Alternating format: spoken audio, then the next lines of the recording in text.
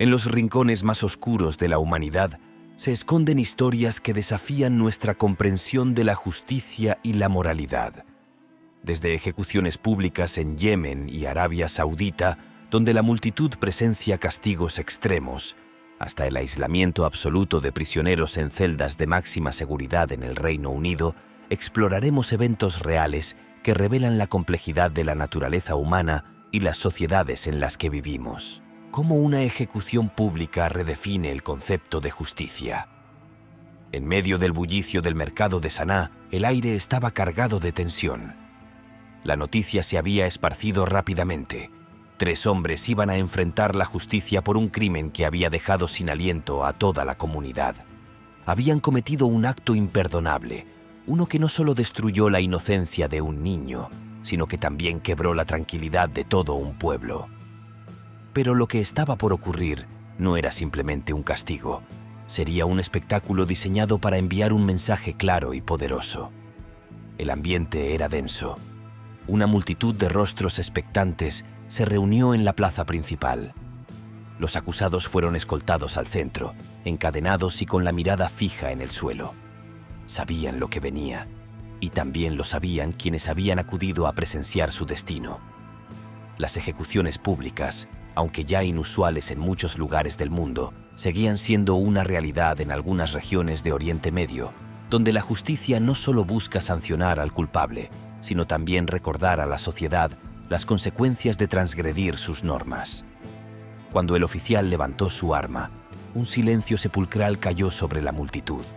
El sonido de los disparos resonó como un trueno, y los cuerpos de los condenados cayeron al suelo, inmóviles. Pero no terminó allí. Los cadáveres fueron izados por una grúa y exhibidos, como un macabro recordatorio de que la justicia, en este rincón del mundo, no se toma a la ligera. El impacto de esta escena no solo marcó a los presentes, sino que también planteó preguntas inquietantes. ¿Es este el verdadero propósito de la justicia? ¿Actos como estos realmente disuaden a otros de cometer crímenes similares? En Occidente, donde las ejecuciones suelen ser privadas y limitadas a un pequeño grupo de testigos, estas prácticas son vistas con horror, pero en lugares como Yemen son consideradas una medida necesaria para mantener el orden en una sociedad con tradiciones profundamente arraigadas. Ese mismo día, en otro rincón del mundo, Arabia Saudita vivía una ejecución similar. En la Meca, un hombre fue condenado por un ataque brutal. Su castigo no solo consistió en recibir disparos, sino que su cuerpo fue crucificado y dejado a la vista de todos, como un mensaje explícito de la gravedad de sus acciones. Mientras tanto, quienes observaban estas escenas quedaban atrapados en una mezcla de emociones, horror, alivio y una incomodidad que persistía mucho después de que los cuerpos fueran retirados. La justicia, en su forma más cruda, se presentaba como una espada de doble filo, y quienes la presenciaron sabían que estas imágenes no abandonarían sus mentes fácilmente. El sol comenzó a ocultarse tras los edificios, cubriendo la plaza con sombras alargadas. La multitud se dispersó lentamente, algunos murmurando sobre lo que habían visto, otros en silencio absoluto.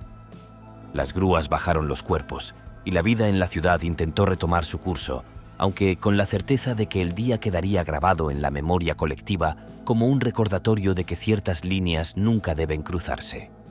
Justicia dentro de las cárceles. El día en que un hombre decidió hacer lo que otros no se atrevieron. Las rejas de Corcoran, una prisión estatal de los Estados Unidos, han sido testigo de historias de redención, dolor y, en ocasiones, justicia al margen de la ley. En este lugar, Jonathan Watson, un recluso condenado por un crimen previo, decidió tomar un camino que lo cambiaría todo. Todo comenzó con lo que parecía una decisión administrativa: trasladarlo a un área común donde conviviría con otros prisioneros. Pero para Watson, este cambio representaba mucho más que un simple ajuste en su rutina. En su nueva área de reclusión, se encontró rodeado de hombres cuyo pasado era demasiado oscuro para ignorar. Estos individuos habían sido condenados por delitos que involucraban la explotación de menores, y Watson no podía soportar compartir el mismo espacio que ellos. Lo que realmente detonó su ira ocurrió una tarde, mientras observaba cómo uno de estos prisioneros veía programas infantiles en la televisión. Las risas inocentes de los dibujos animados se mezclaban con el eco frío de las celdas, y para Watson aquello era más que una provocación. Era una burla directa al sufrimiento de las víctimas. Tras una noche de insomnio, tomó una decisión. Empacó sus pocas pertenencias, consciente de que al amanecer su vida cambiaría para siempre. Cuando el momento llegó, Watson actuó sin titubear. Con un bastón improvisado, golpeó a su compañero de celda con toda la fuerza de su convicción. Cada golpe era un reflejo de la ira y el descontento acumulados, no solo contra ese hombre, sino contra un sistema que, en su opinión, había fallado a los más vulnerables. Sin embargo, su acto no terminó ahí. Mientras se dirigía hacia un guardia para confesar lo ocurrido, Watson cruzó caminos con otro interno cuya historia era igualmente perturbadora. En un instante, tomó la decisión de repetir su acción. El resultado fue el mismo, una víctima que jamás volvería a cometer un delito. Cuando Watson finalmente relató los hechos, sus palabras no dejaban espacio para la duda. No estaba arrepentido. Según él, su acto era una forma de equilibrar la balanza, de devolver algo de justicia a un mundo que parecía haberla perdido. Aunque su confesión generó debates dentro y fuera de la prisión, muchos no pudieron evitar sentirse divididos entre la condena y la admiración por su valentía. El impacto de estos eventos se sintió rápidamente. Las celdas, los pasillos y las áreas comunes se convirtieron en un hervidero de rumores. Algunos presos lo consideraban un héroe, mientras que otros lo veían como una amenaza. Mientras tanto, las autoridades penitenciarias enfrentaron el desafío de decidir qué hacer con él. Watson regresó a una celda de máxima seguridad, esta vez aislado del resto, pero con una mirada que no reflejaba remordimiento, sino una inquietante serenidad. La prisión volvió a su rutina, aunque con un aire diferente. Las sombras de lo ocurrido permanecieron, recordando a todos que incluso en los lugares más oscuros, la justicia puede tomar formas inesperadas. El fuego que consumió más que un cuerpo. En un rincón remoto de Francia, durante el siglo XVI, una serie de crímenes horrendos estremeció a la región de Dole. Niños desaparecían sin dejar rastro, y los pocos restos encontrados mostraban señales de una brutalidad inimaginable. Las historias se propagaron rápidamente, y pronto la comunidad empezó a hablar de un monstruo, no humano, no animal, sino algo intermedio. El miedo transformó la rutina diaria. Las familias protegían a sus hijos como nunca antes, y los aldeanos comenzaron a patrullar los bosques armados con antorchas y herramientas rudimentarias. Fue en uno de estos patrullajes donde se produjo un giro inesperado. Gilles Garnier, un ermitaño conocido por su vida aislada, fue sorprendido cerca de uno de los sitios donde ocurrió un ataque. Bajo una luz tenue, su figura parecía grotesca, y la coincidencia resultó suficiente para que los rumores se transformaran en certezas. La captura de Garnier marcó el inicio de uno de los juicios más extraños de la época. Bajo tortura, confesó actos terribles, alegando que un ser oscuro le había otorgado un ungüento que le permitía transformarse en un lobo. Su testimonio era tan inquietante como fantástico, pero la comunidad, movida por el horror y el deseo de justicia, no necesitaba más pruebas. La sentencia fue rápida: muerte en la hoguera. El día llegó, y Garnier fue llevado al centro de una plaza abarrotada. Atado a un poste, el hombre esperaba en silencio mientras las llamas comenzaban a rodearlo. El calor intenso se elevaba junto con el griterío de la multitud, que veía en ese fuego algo más que un castigo. Era una purificación. Las llamas crecían, consumiendo el cuerpo del condenado y proyectando sombras que parecían bailar en las paredes de las casas cercanas. El humo oscuro ascendía hacia el cielo, llevando consigo el cierre de un capítulo aterrador para Dole. Sin embargo, el miedo no desapareció tan fácilmente. Los rumores sobre hombres que se convertían en bestias siguieron recorriendo la región durante años, alimentando historias que aún hoy perduran en los alrededores de esos mismos bosques. ¿Castración física? Cuando el cuerpo paga las deudas del alma. Durante los años 60, Klaus Grabowski, un hombre de Alemania, aceptó someterse a una castración química, creyendo que este tratamiento lo ayudaría a controlar sus impulsos más oscuros. Sin embargo, la realidad demostró que no bastaba con tratar el cuerpo para sanar una mente quebrada.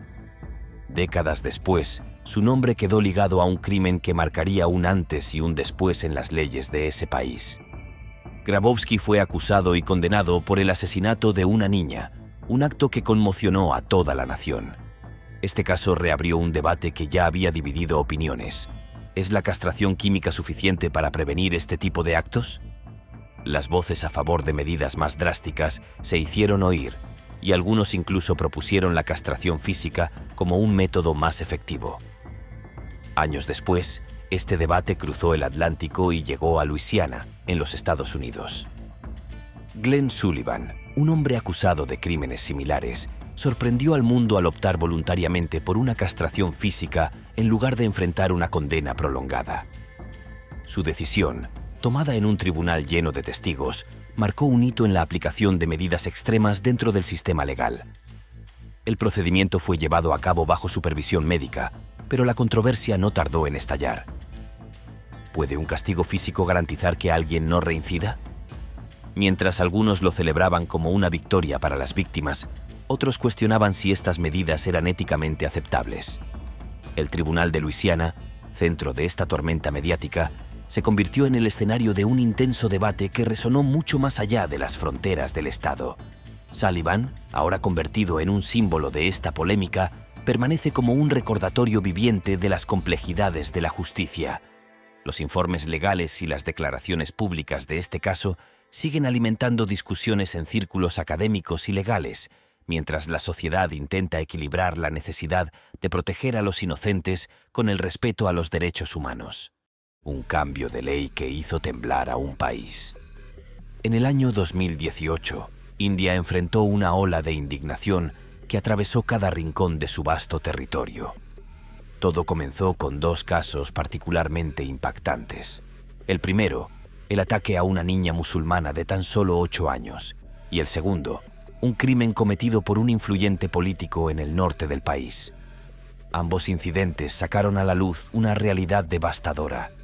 El sistema no estaba preparado para proteger a los más vulnerables. La respuesta del gobierno fue contundente. En una sesión extraordinaria, se aprobó una modificación al Código Penal que incluía la pena capital para aquellos condenados por crímenes graves contra menores. La decisión dividió al país.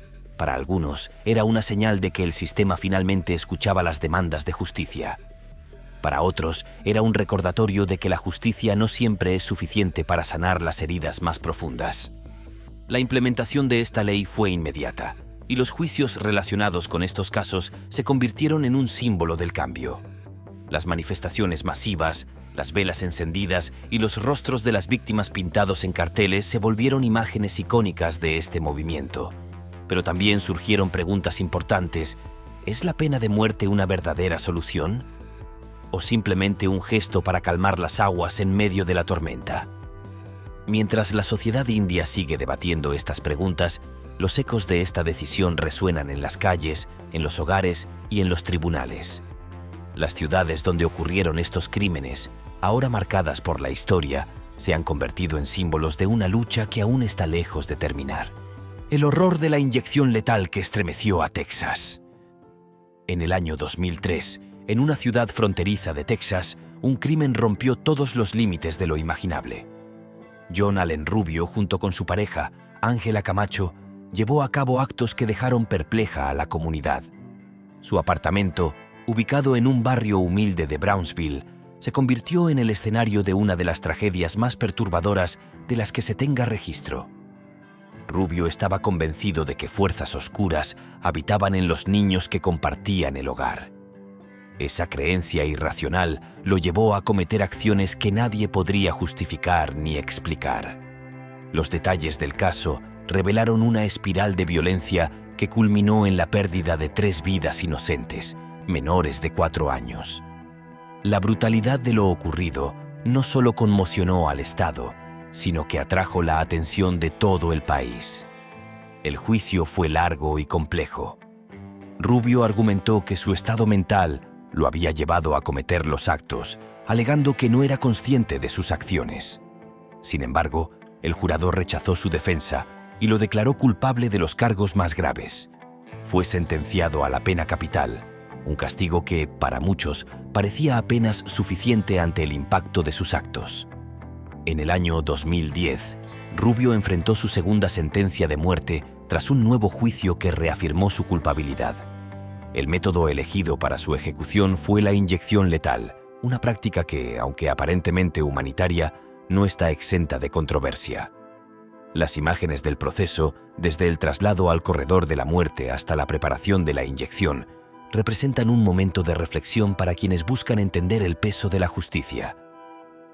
El caso de Rubio quedó grabado en la memoria colectiva como un recordatorio de los extremos a los que puede llegar la crueldad humana y las preguntas éticas que rodean a la pena capital.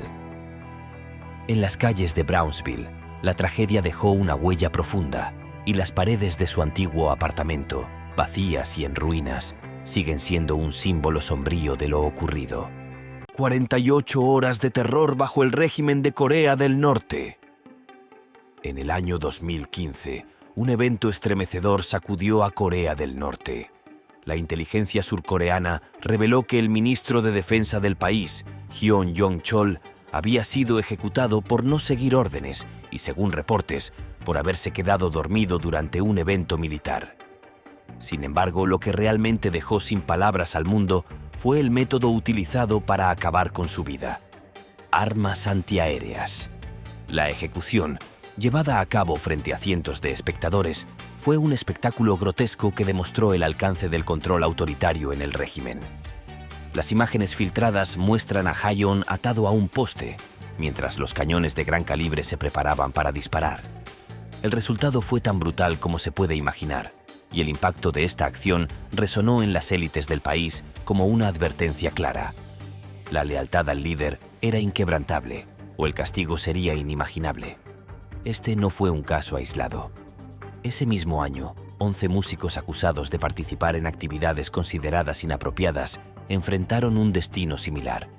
Fueron ejecutados frente a una multitud y, para aumentar el horror, se usaron tanques para borrar cualquier rastro de lo que quedaba. Las historias de estos eventos cruzaron fronteras, pintando un cuadro aterrador de lo que significa vivir bajo un régimen donde el miedo es la herramienta principal de control.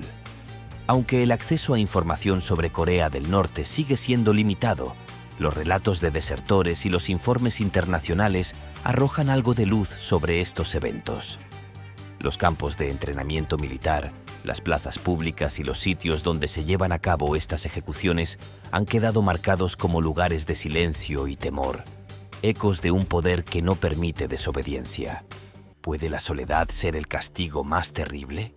En el interior de las prisiones de máxima seguridad, donde el tiempo parece detenerse y las sombras se alargan, existe un castigo que va más allá del dolor físico: el aislamiento extremo.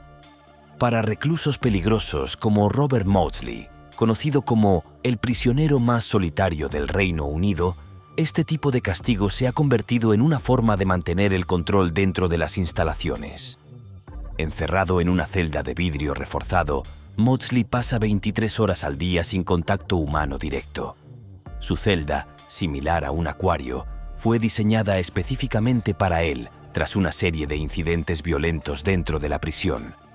Con paredes acolchadas y una cama de cemento, este espacio está completamente separado de las celdas comunes, asegurándose de que no pueda interactuar con otros internos. La historia de Maudsley comienza con un crimen atroz, pero lo que lo llevó al aislamiento fue su comportamiento dentro de los muros de la prisión. Durante su encarcelamiento, atacó a otros internos que habían sido condenados por delitos contra menores, llevándose sus vidas en actos que él consideraba una forma de justicia. Estos eventos lo convirtieron en una figura temida y respetada dentro de la prisión, pero también en un prisionero que representaba un peligro constante. El impacto del aislamiento va más allá de lo físico.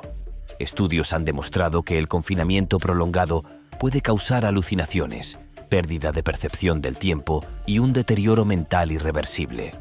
Para Maudsley, Su celda se ha convertido en un mundo propio, un lugar donde los días transcurren sin cambios y donde el único sonido constante es el eco de sus propios pensamientos. La estructura de esta celda, ubicada en el corazón de la prisión, es un recordatorio de que incluso en un entorno diseñado para castigar, hay niveles de sufrimiento que pocos pueden imaginar.